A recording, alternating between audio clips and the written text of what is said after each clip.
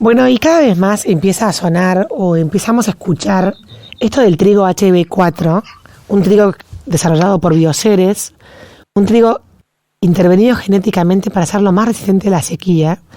Y la verdad es que suena muy lindo a los oídos tener un cultivo que resista la sequía, pero es un tema complejo que trae muchísimas ramificaciones, sobre todo comerciales. Y para hablar del tema, hemos convocado a un consultor de agronegocio muy reconocido llamado Teo Sorraquín, que está en línea y me está escuchando. Bienvenido, Teo, a Citas de Radio, a la Cita Agroindustrial. Mi nombre es Elisa Peirano. ¿Cómo estás? Elisa, gracias por llamar. Muy bien, por suerte. Bueno, Teo, vamos a hacer un poco de introducción al tema y un poco, si querés, de pedagogía sobre qué es el trigo HB4 para la gente que lo escucha, porque se empieza a escuchar cada vez más y empiezan a haber declaraciones y implicancias internacionales. ¿Querés contar un poco, digamos, cuál es el impacto y qué viene a cambiar la regla de juego del HB4? Dale, un marco muy general para aquellos del sector o no están con este tema. Cuando uno habla de un evento modificado genéticamente, es básicamente la ciencia descubrió que sacando un gen de una planta, no importa de cuál, y poniéndosela en otra planta, puede generarle alguna condición que beneficie a su producción. Por ejemplo, la resistencia a un herbicida, la resistencia a un insecto, o en este caso la tolerancia, no la resistencia, sino la tolerancia a la sequía, que es el trigo HB4 del cual estamos hablando, ¿no? Entonces, este trigo que todavía comercialmente no se está vendiendo, es un trigo que en los papeles, porque esto todavía faltan muchas pruebas, ante un evento de sequía disminuiría menos su rendimiento que el resto.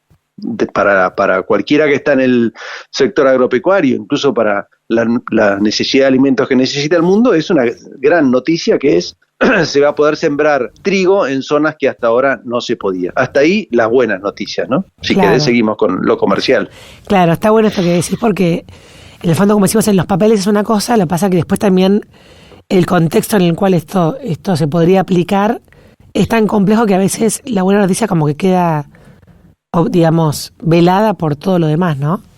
Claro, nosotros tenemos que ser conscientes que hace muchísimos años que las personas consumen alimentos que tienen eventos biotecnológicos. La soja ha sido como la más emblemática, con resistencia a herbicidas, pero también los maíces con herbicidas, insecticidas, o sea que ya parte de nuestra dieta y no hay ningún trabajo que demuestre que esto haya hecho daño a las personas. Al contrario, ha ayudado a alimentar y a romper rendimientos o techos de rendimiento que ha hecho que más gente pueda comer, digamos, no es un tema menor.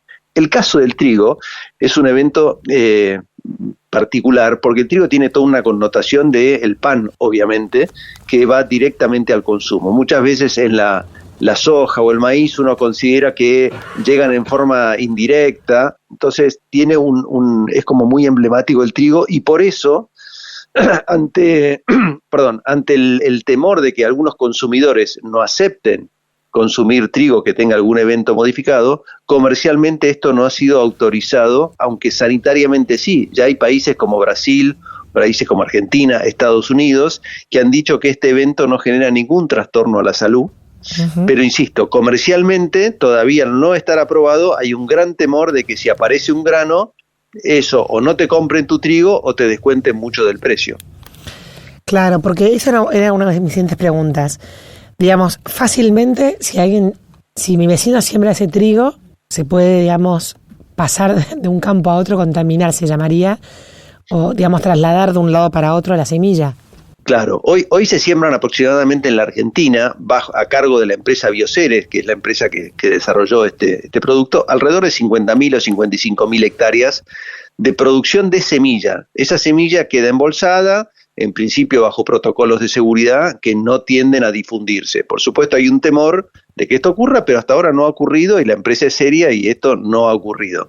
El tema es que hasta que nuestros compradores, por ejemplo Brasil, por ejemplo China, etcétera, no nos aseguren que eso no va a generar ningún daño en el comercio, hay un fuerte rechazo, por lo menos prevención de parte de los exportadores y de los productores o de muchos productores a que esto sea comercializado, lo cual es una paradoja probablemente que con el tiempo se solucione, pero actualmente hay mucho temor a esto e incluso ya cuando vos embarcás un barco te dicen trigo libre de HB4 vale tanto. Entonces ya aparece el concepto de guarda, no me mandes un grano que tenga gen HB4, que es fácilmente identificable, porque te lo voy a rechazar o te voy a castigar el precio.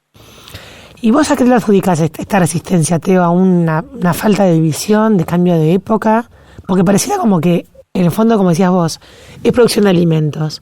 Mejora las condiciones, va a aumentar la productividad en áreas más áridas. El mundo va a necesitar alimentos porque estamos todavía en guerra, lamentablemente, entre Rusia y Ucrania, que está complicando el mercado internacional. ¿Qué te parece que es la causa mayor? Yo creo que el consumidor es el amo, en el sentido de decir, si yo no lo quiero comer, no lo quiero comer, y creo que eso es lo que hoy está marcando. Eso marca un tema cultural y un tema de temor intrínseco a comer algo que no me haga bien. Esto lo que pasa es que también se dijo hace 20 o 30 años cuando empezaron otros eventos, y por suerte la historia ha demostrado, por suerte, que esto no es, al contrario, ha sido mejor para muchos ambientes, porque muchas veces en el caso de otros eventos se aplican menos herbicidas, pero es el mismo temor cultural que además a veces se fomenta, que es el temor al glifosato, a un montón de situaciones que quedan bien en un discurso y no necesariamente se traducen en la realidad. Entonces yo creo que es una cuestión de tiempo, esto no hay que forzarlo. Yo si bien hay como una grieta en esto, yo estoy más en la línea de decir, sigamos trabajando con nuestros países compradores, con las otras personas, con los otros países que van a producir estos trigos, para generar el consenso para que esto no sea un producto rechazado. En todo caso, que pueda ser un producto segregado. Argentina no tiene grandes condiciones para segregar. Esto es, yo podría vender trigo HB4 o trigo no HB4. El tema es que esto se hace en países como Canadá o Australia muy bien, y no se hace muy bien en la Argentina, donde en general toda la mercadería tiende a mezclarse por un tema de inversiones, de instalaciones. Entonces creo que es una cuestión de tiempo. Hay mucho de cultural, mucho de temor, y falta, me parece, mucha explicación y mucho consenso entre los países que producen y los que compran. Vos sabés que hablando en esta conversación me hiciste acordar a esa carta que sacaron 100 científicos hablándole a Greenpeace de que bajara su resistencia a los transgénicos, explicándole de que los transgénicos bien usados, por ejemplo, traían beneficios a la población africana, ya que había un arroz que tenía vitamina A que evitaba la ceguera, ¿no? Entonces, creo que es una mezcla, como decís vos, de un tema cultural, con cierto temor, con cierto desconocimiento. Ahora, si es un tema de tiempo, vos dijiste 20, 30 años. 20 años es bastante para guardar una bolsa de HB4 sin comercializar.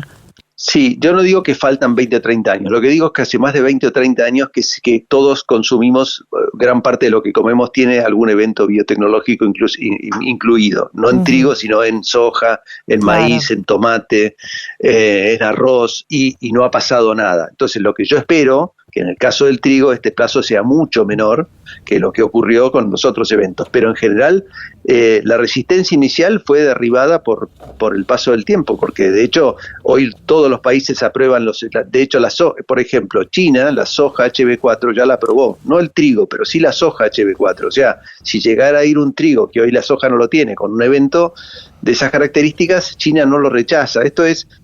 Creo que esto debería ser mucho más rápido, pero insisto, no lo podés apurar si el comercio no está listo, porque es como tener un lindísimo producto que nadie te quiere comprar todavía. Entonces hay que ser cuidadosos con eso. Yo creo, insisto, que la guerra va a ser un acelerador de este proceso. Claro. El hambre que está pasando gran parte de África a partir de que se cerraron las exportaciones de Rusia y Ucrania a esos países, creo que en algún momento va a haber un consenso mayor, pero hoy todavía no existe. Clarísimo, Teo, muy interesante. Así que HB4, digamos, puede ser aplicado a cualquier cultivo o solamente soja y trigo. A cualquier cultivo. Es un evento biotecnológico, como le sacaste un gen a una planta y decís, bueno, ¿ahora dónde lo pongo? En este caso está en el trigo, pero soja HB4 existe, comercialmente no, y China ha sido uno de los países que lo aprobó. Qué bárbaro. Bueno, la verdad que es interesante saber que en Argentina está en las puntas de flecha de la tecnología del mundo, ¿no? Porque esto realmente es un invento argentino yo creo que el día de mañana va a ser algo muy, muy extendido mundialmente. Tal cual, en realidad es una de las cuestiones por las cuales podemos estar orgullosos, aunque el mérito no es ni tuyo ni mío, sino que es de la científica que lo hizo y de la empresa que puso el dinero, pero claramente Argentina, que hoy juega en términos de la macroeconomía y la política, etcétera, como si jugara con una mano atada en la espalda, tiene muchísimo potencial para dar, entre otras, con cosas de desarrollo científico como el que estamos hablando. La científica se llama Raquel Chan. Raquel Chan, exactamente. Buenísimo. Bueno, la verdad creo que ha sido muy interesante poder entender un poco más de este contexto, así que muchísimas gracias por esta nota. Gracias, Elisa, a vos por llamar. Un saludo, adiós. Chau, chau. Bueno, y así pasaba Teo Sorraquín, consultor en agronegocios, hablando del trigo HB4 y las implicancias para el comercio.